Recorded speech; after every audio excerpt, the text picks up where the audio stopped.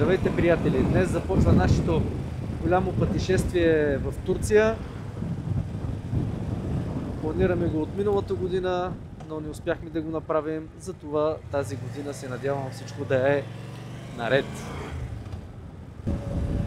Както казах, днес тръгваме от Пловдив. Първата ни спирка е в Истанбул. Ще минем граници, ще видим непознати пътища, интересни хора, надявам се. Гледайте, ще бъде интересно.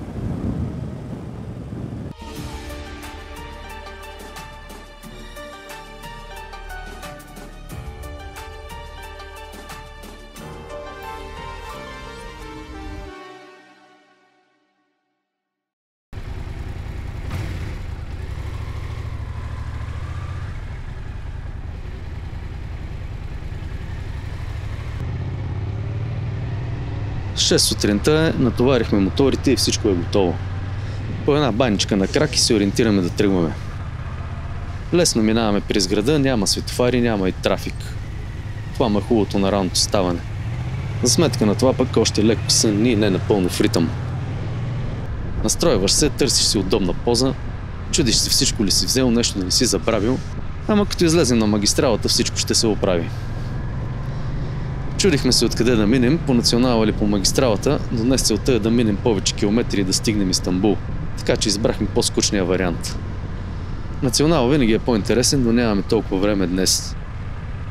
Иначе темпото е добро, а денят първа започва. Ще видим какво ни очаква по-напред.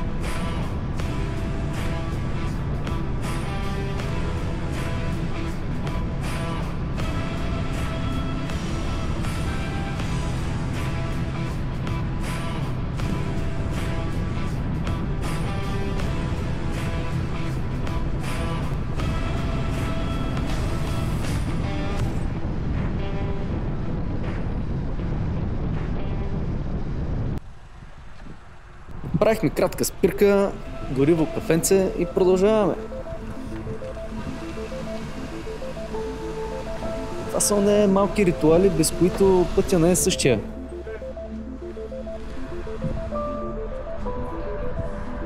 Всеки проверява там багажа, смей се, говорим се за предстоящото. Осъзнаваме, че приключението вече е започнало.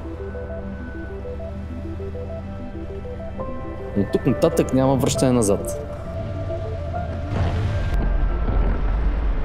Бе, куфърде. Не се забравям, че съм ги сложил тези куфъри.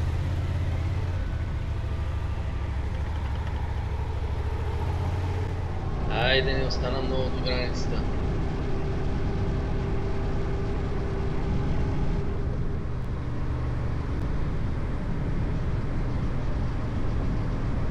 Види касите, трябва да спрем, се приготвим документите.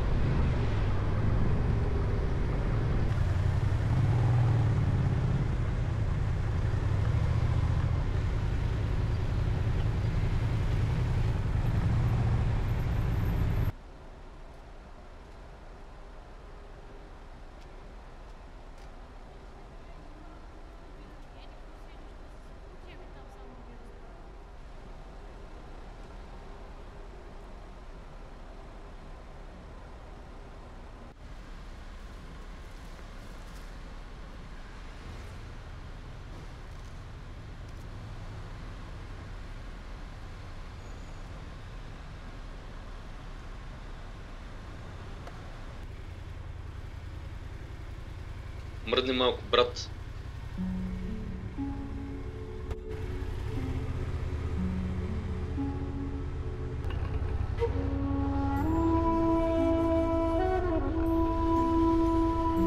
Границата винаги е особен момент.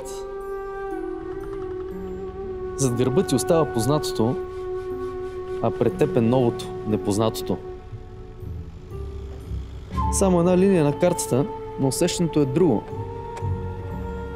Сякаш прекрачваш в нов свят.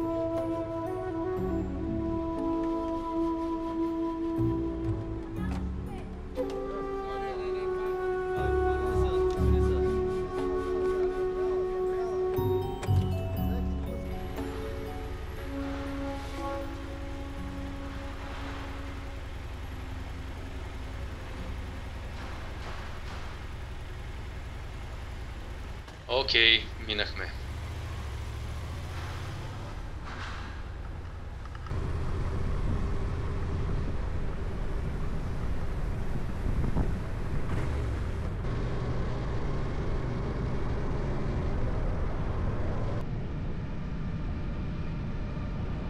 Когато прикрачиш в Турция, усещането е, че светът се разширява.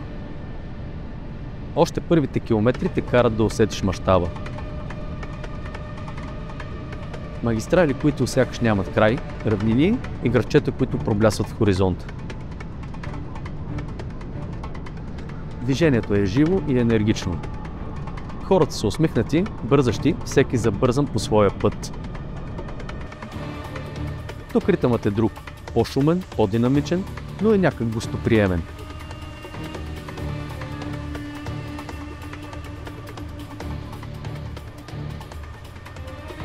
Докато се усетим и вече наближаваме крайната точка за деня.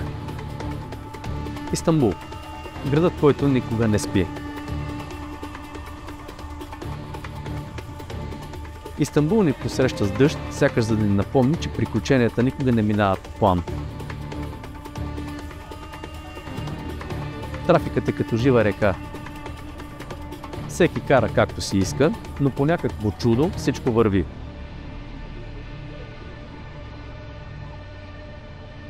Това е мегаполис на два континента и усещането да влезеш в него с мотор е незабравимо.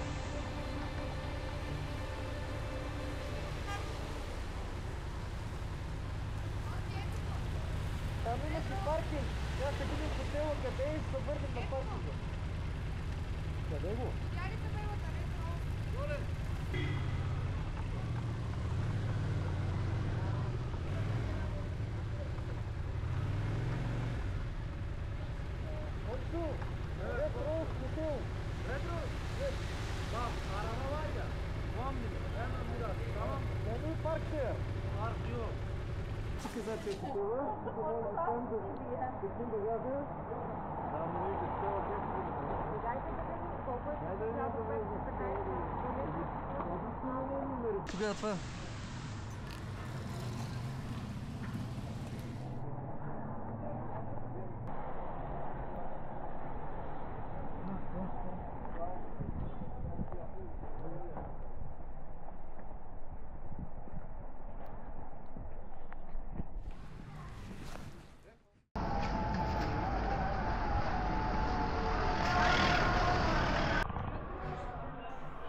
След дъжда успяхме да се изсушим и да излезем на кратка разходка из Истанбул.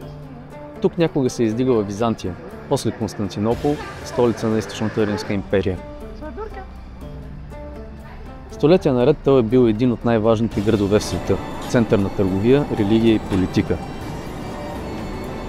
Този град е огромен и няма как да го поберем в няколко минутен клип. За него си трябва отделно пътуване. Но дори и малката разходка ни даде усещането за големината на този мегаполис. Шумни улици, хиляди хора и светлини, които ни спират до късно. Това е нашият финал за днес. Дълъг ден, много километри и първа среща с Турция. Утре оставяме Истанбул зад нас и продължаваме още по-навътре към Ескишехир. Пътят е първа започва.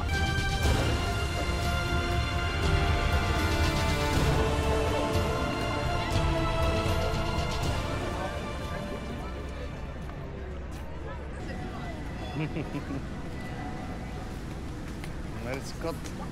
Още едно женско. Тук сме вече в чайна таун. Чайна таун е там надолу.